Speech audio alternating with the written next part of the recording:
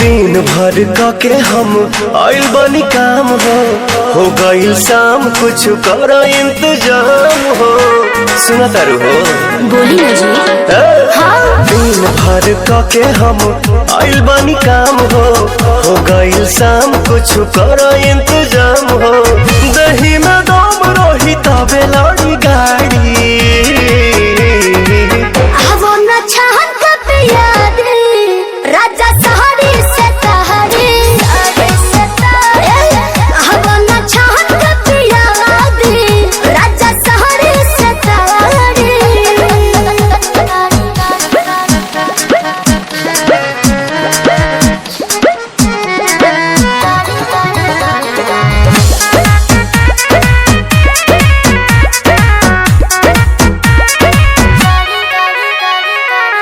देर न लगाव तानी हाली कहरा बिल्कुल करे।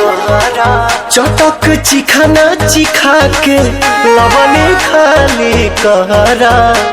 ए राजा जी वही ठमड़िया चटहिया बिछा दी हो तपसे लबा तबे लबा हो डोलाबी।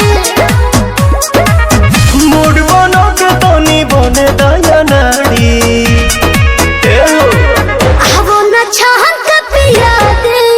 राजा सहरे सतहरे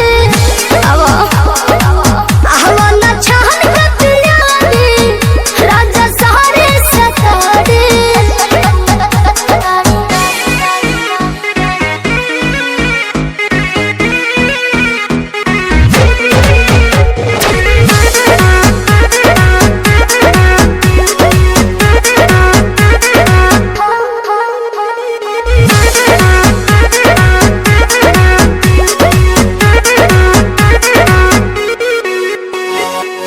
आज तो मिजाज मेहनत नरमी चाही।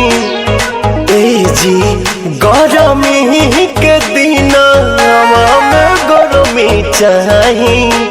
ए राजा जी इतना ना फायदा करेला दहे दूध हो चार छक मार के दिमाग बड़ा सूद हो।